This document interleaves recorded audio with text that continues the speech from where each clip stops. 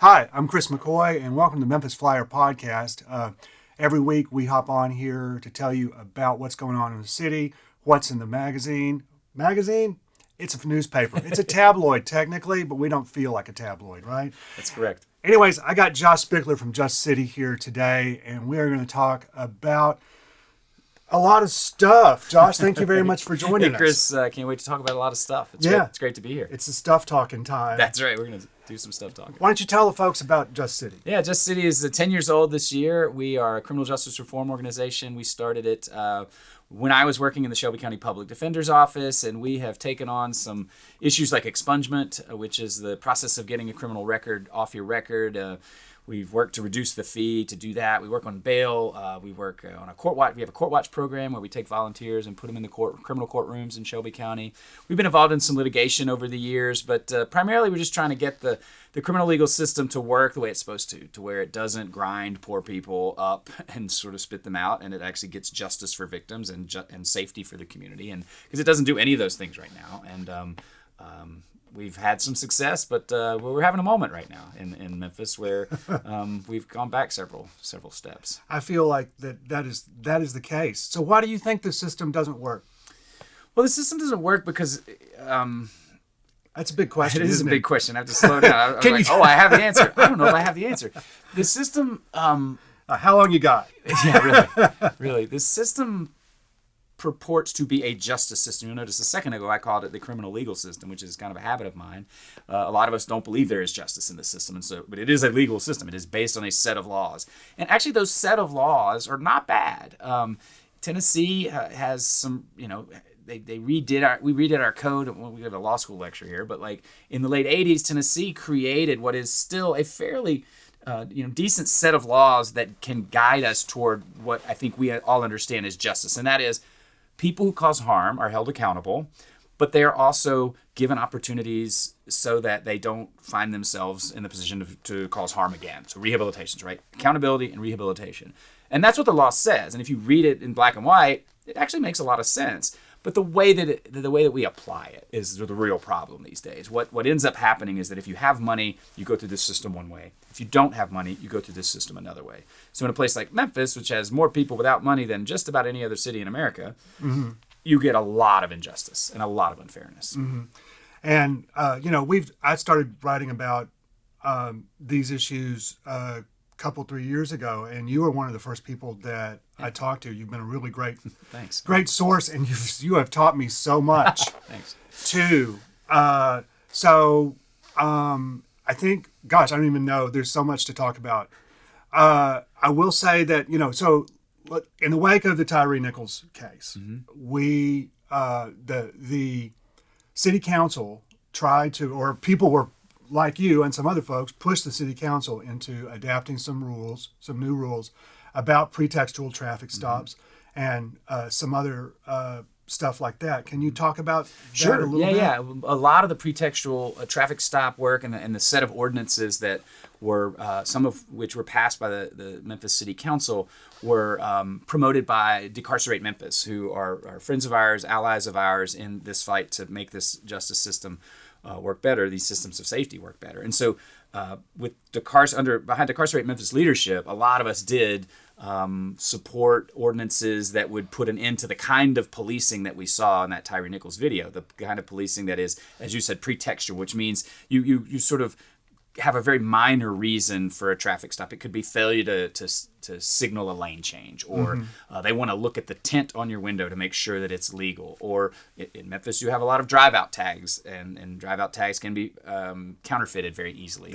And frequently are. And so the police use those as pretexts to make a traffic stop, and then we're off to the races because a police officer sort of knows the right things to say and write down in order to maybe conduct a search eventually of your car. And the Constitution and the law are very clear on how that should go, and the police know how it should look on a piece of paper. And sometimes they're within their rights, right? But a lot of times, if you get someone on the side of the road, you can work your way into a search, and then you might find a gun, or you might find a gun that's not legal. Most guns are legal in this state now, but Yeah. You may find, weed, marijuana, very, very common, or you might find other problems with the car. You may find the person has a warrant. Like, these are just reasons to pull people over. And so the Decarcerate Memphis set of ordinances was trying to get the police department, the Memphis Police Department, to limit the way that it does that and the frequency with which it does that. It's a very difficult thing to do legislatively because of the way American policing is and the strength and the influence that police departments have.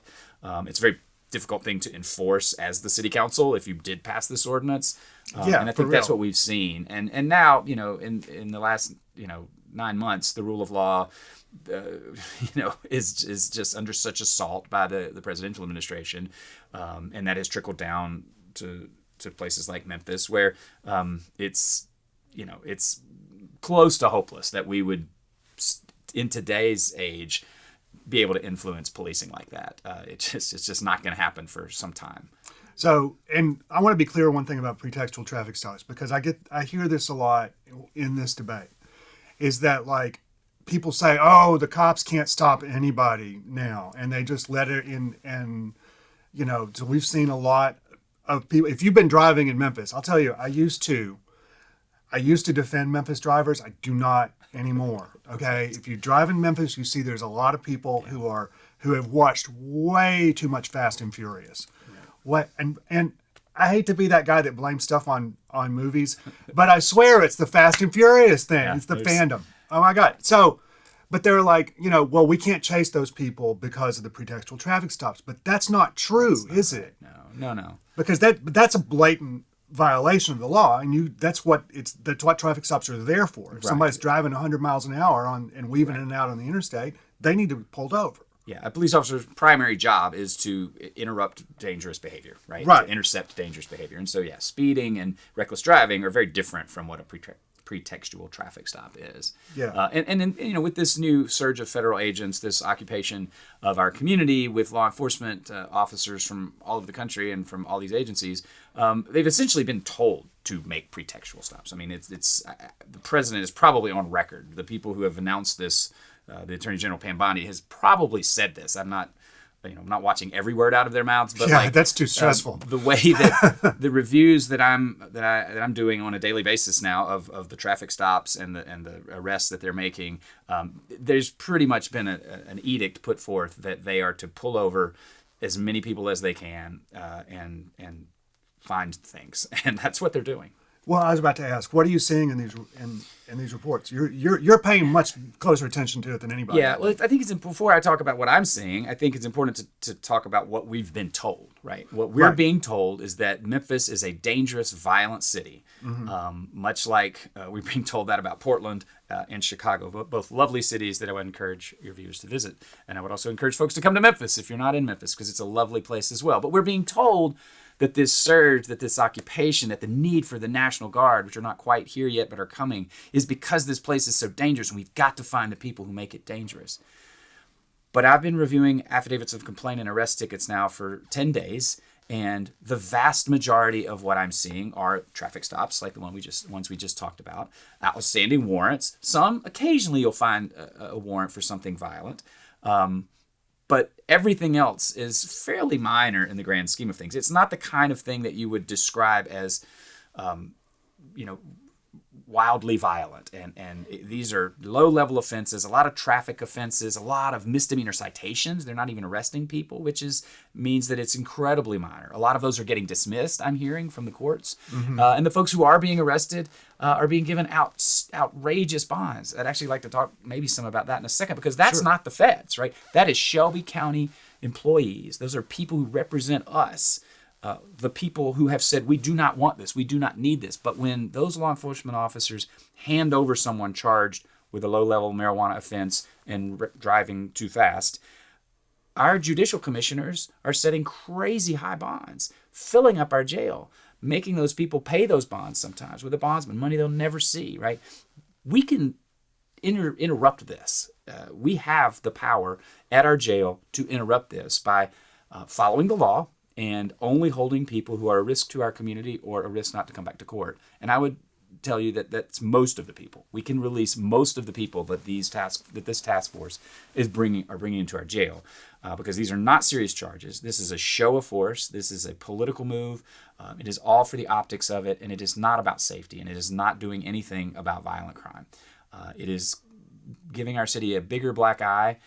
It is doing untold damage to our economic opportunity, our ability to govern ourselves, our own understanding of ourselves is being harmed by this. And it needs to end. And Shelby County government and residents need to do everything they can to disrupt this and resist this. And we do have power that we're not using right now. Well, there was a lot there. I know. Do want to talk about. No, please. Get going. No. This is why you're good on the podcast. I want to talk about the bail issue for just a second, because you brought up a lot of stuff just now, and this has been a big source of contention from a lot of pro-police conservatives. I hate that I even said that pro-police, because I'm not anti-police. You're not anti-police. No, of course not. We just want them to do their jobs. That's right. You know. But I mean, why? And also, hasn't this been a line of attack against Steve Mulroy by a lot of the people who are trying to get him thrown out?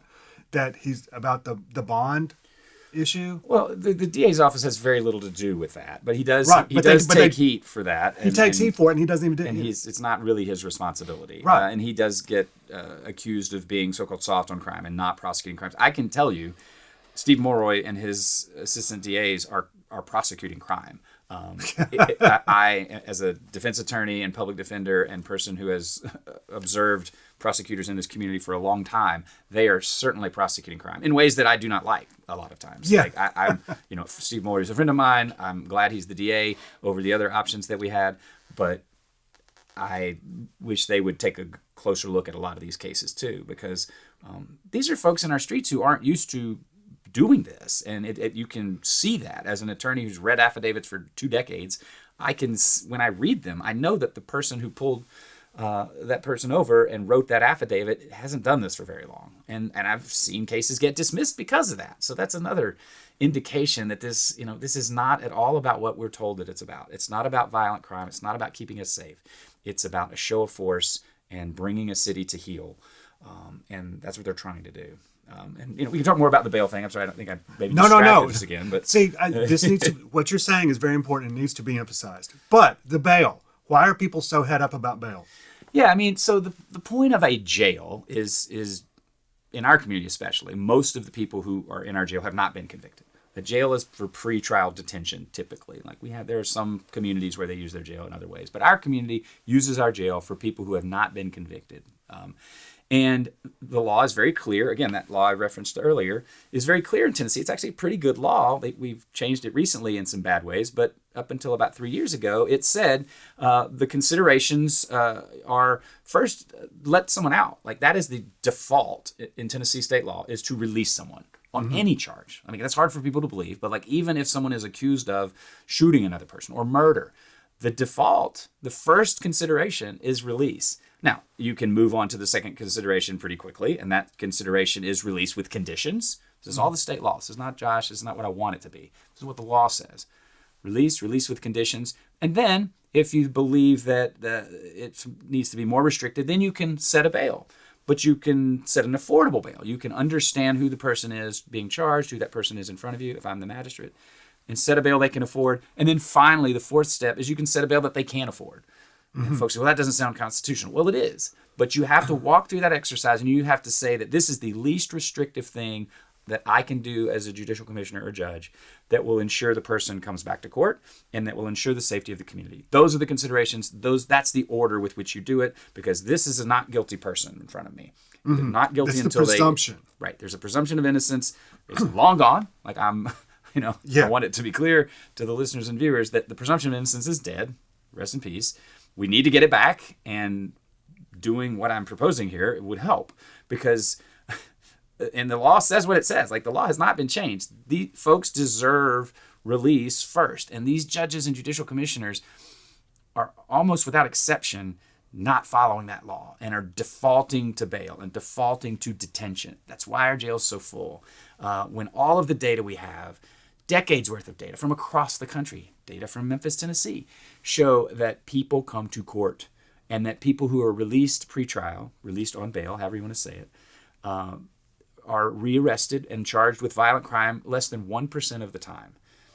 It's going to happen, and I can guarantee you when it happens, you'll hear about it from certain people. Yes, but it'll be all over Reddit. Less than 1% is a really, really low number. And so people who are out on bail succeed 99% of the time, right, at not being charged with a violent crime. And if they are charged with a crime, that's nonviolent, that is 7 or 8% of the time, right? So another really low number. Pretrial detention works, especially if you have a big pretrial agency like we do, which can provide supervision and you can check in with them and they can provide some supports for you while you're out waiting for your case. We have these systems. These systems work. They've worked for decades across this country, but we've abandoned them. We've abandoned them because people are afraid, because people have been told that crime is because of people being let out on bail. It's not. Less than 1% of violent crime. But the politics of this are too difficult to ignore for certain lawmakers and for certain elected officials. And so just like the president himself, who has made crime this massive issue across our country that it is not, our local lawmakers, some of them, have taken crime and they've made it an issue where they can win political points. And that's what they're doing. And it's costing us lots of money. It's costing us lives in our jail. And it's got to stop. And it is the one area of this occupation of federal agents that we can actually control. They're turning them over to us. The federal agents are bringing them to Shelby County. And then we're locking them up on outrageous bonds when they don't need to be. It just blows my mind. So again, so much there. Like a word cannon, Chris. Sorry, I'll try to be more succinct, but I appreciate you asking these questions, and I appreciate the opportunity to talk about it because I don't hear this much in our community. I would because we have all these other outlets who are just like, here's the crime blotter for the first 15 minutes of our newscast. Right. Yeah, that doesn't help. No, we've been the flyer has been taking me, Toby Sells, Kaylin Johnson have been taking a course from the Poynter Institute about crime, like crime coverage. Yeah, they do good work. Yeah, it's been really great. But boy, our last session was pretty lit because everybody wanted to hear about what was going on here. Sure. So there's one thing. So many questions, and we don't have the time to get to. But I will say the one thing. So what they're doing right now is they are pulling over people willy-nilly, right? And seems like that. And you have not just traffic cops, but there'll be like traffic cops supported by FBI or somebody. I heard the wildlife agency was out. Yeah. What's up with that? Anyways, and then they're running warrants, right? So it seems like, and in my reporting since the stories that I've done since the Tyree Nichols case, one thing that's been emphasized is like this has traditionally been MPD's number one strategy. They just pull people over and run warrants. They won't, and anybody who has had property crime against them or even violent crime against them knows they don't investigate anything. They just like hope that they run into the person on the street one day. Can you talk about that? Why isn't that an effective strategy, or is it an effective strategy? Maybe I'm wrong. It depends on what you want. Depends on what you want.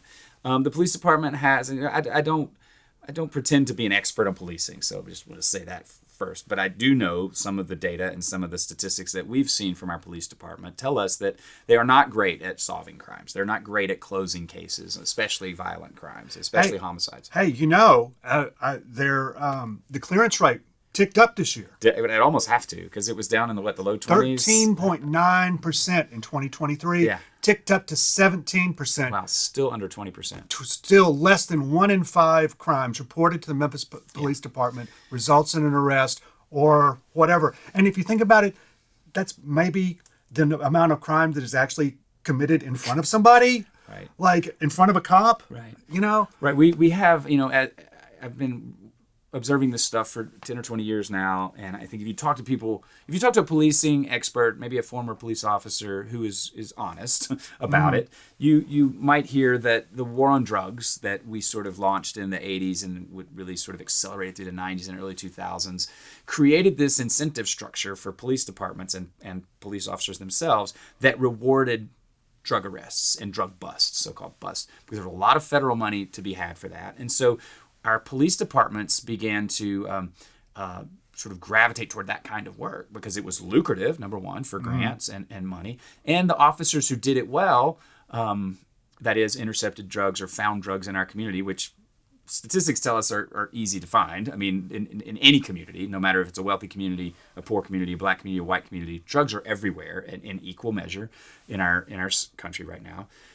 But those officers who were good at it would get promoted. And so, and that type of police work is very different from solving the kinds of crimes that you and I are talking about right now, or that you were talking about, like violent crimes, like person crimes. Drug crimes are to take a different kind of work than does a crime where someone is harmed, especially if no one saw it, right? The typical TV show investigation, right? And police departments lost their edge on that. I mean, I've read this, and again, I'm not an expert, and I'm trying to be fair to police officers who have a very difficult job, but they don't close cases, and they don't do the kind of work that I think people think they do. Right, and that so you see on TV. Right, that you see on TV.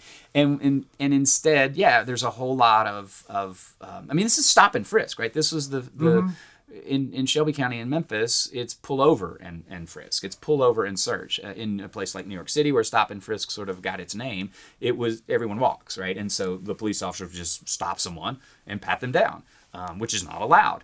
Right. And we're doing a version of that that involves a car, but it's the same thing. And it came to an end in New York City because it's not constitutional. It has been shown over and over and over again to treat brown people differently from the rest of us, and that's what's happening in Memphis. And let it be noted that when they stopped doing stop and frisk, now New York is one of the safest cities in America. That's correct. You know, I had. I don't want to say that it's because of that, but the it was outcry coincident with it. The outcry was, if we stop this, crime will go through the roof, and it didn't. It absolutely did. Just like bail, we reformed bail in Shelby County. Crime will go through the roof. It didn't. Actually, the numbers bore out exactly what we expected, and crime did go down, not because of bail, but bail didn't make crime go up, and stop and frisk didn't make crime go up in New York City either. And again, politics. Mm-hmm. Well, and the crime rate too. They just reported, the MPD is reporting that year-over-year numbers are the lowest in 25 years, the lowest in a century. Yeah. And I've lived in Memphis way too long. And I remember the 90s. I remember downtown in the 90s. I remember how it was. I had a girlfriend who got her car stolen. She had a Cutlass, which were notorious for that. Yeah. The Cutlasses in the 90s were like Kias. Yeah. Right? This was a car called an Oldsmobile. An Oldsmobile. For the youngsters who were watching. Yes, because it was old. But for real, I think it was her grandma's car. Originally, she got that car stolen 3 weekends in a row. They would steal the car, then they would find it like on Monday, and it would be trashed. This is not new stuff. This is not new stuff. It was worse then. It was a lot worse. The numbers bear that out. Yeah, the numbers, and it just felt a lot more dangerous. I wish I had polished up this particular statistic. I'm going to try to do it justice, and please fact check me. But outside of Memphis, the country as a whole is very likely, the last time I looked at this a month or two ago, very likely to end this year with fewer murders across the country than it's ever had since we've been keeping count. Let me rephrase that. I think that's wrong. Less violent crime than it's ever had since we've been measuring it. Fewer murders than since, I think, like 1968. This country is on a trajectory this year to be at like record-shattering lows in all kinds of crime. And Memphis is trailing, right? Because our numbers are elevated. We were very high. We were coming from a high place. But we are also on a trajectory to end this year with low crime rates that we haven't seen in decades. And we should keep going. Like, I'm not trying to say there's no crime and that we don't need to continue to focus our efforts and do the things that we know work for crime. We should. But all of this is being given us from the national level on down, that cities are dangerous, that America is ravaged by crime, and nothing could be further than the truth. We are on a trajectory to end 2025 as safe as we've been in generations. Mm-hmm. And certainly that is in my lifetime. Right, my lifetime as well. And that is the truth. And we're being fed lies, and we're being fed lies for a reason that has nothing to do with our safety and nothing to do with justice. It has everything to do with power and authoritarianism creeping into our communities. And we got chosen because we're an easy target, and we need to stand up and say no more. Mm. Well, that seems like a good stopping point. Josh, thank you so much Thanks, Chris. for everything. Let's do this again, okay? I'd love to. Thanks for having me. We're gonna come Thanks, back. Memphis Flyer. Yeah, we're gonna come back in a couple months and see where all this goes, and we'll have a much sunnier podcast or a much worse podcast. We'll talk about old cars some more. Yeah, exactly. Oh, I can talk about old cars. Anyways, we won't go there. This has been the Memphis Flyer podcast. Thank you. We'll talk to you next week. Thanks.